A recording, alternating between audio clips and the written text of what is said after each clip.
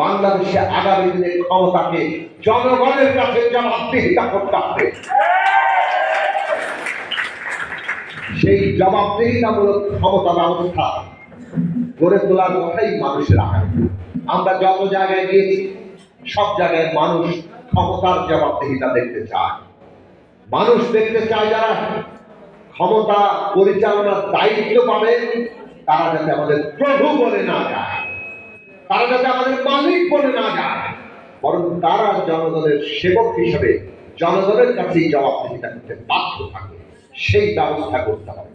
আর সেটা যদি করতে হয় তাহলে ৭২ সালের সঙ্গে যে ক্ষমতা কাঠামো আছে ওই ক্ষমতা কাঠামো দিয়ে বাংলাদেশের ক্ষমতার কোনো জবাবদিহিতা হবে না। তাহলে আমাদের ক্ষমতা কাঠামো বদলাতে হবে। কেউ যদি ওই ক্ষমতা ব্যবস্থা রেখে দিতে চায় তাহলে জনগণকে সোচ্চার হতে হবে।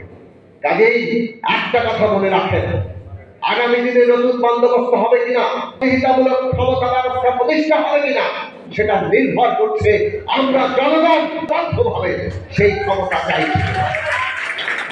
আমরা জনগণ ঐক্যবদ্ধভাবে সেই জবাবদিহিতামূলক ক্ষমতার জন্য লড়াই করছি কিনা।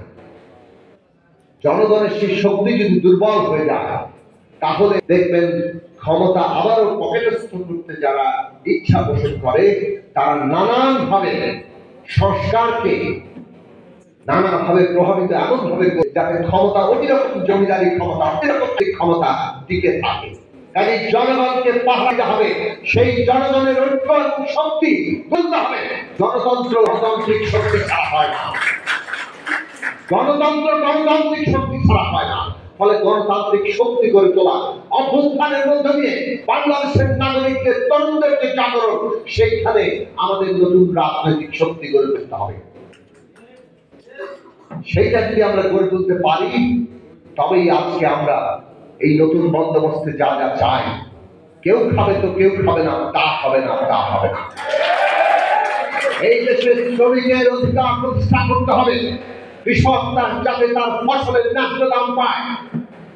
আমাদের সমস্ত দেশব্যাপী মজদুরেরা যারা খেটে খাওয়া মানুষ, তাদের নাগরিক মর্যাদা, তাদের সুযোগের সমতা, তাদের ছেলে মেয়েদের শিক্ষার ব্যবস্থা সমস্ত কিছু যাতে হয়। গণতান্ত্রিক অধিকার, গণতান্ত্রিক শ্রম আইন, এই সব হবে আমাদের নতুন বন্দোবস্তের ভিত্তি। যদি ক্ষমতার জবাবদিহিতা থাকে তাহলে এই সব আইন তার কার্যকারিতা দেখব।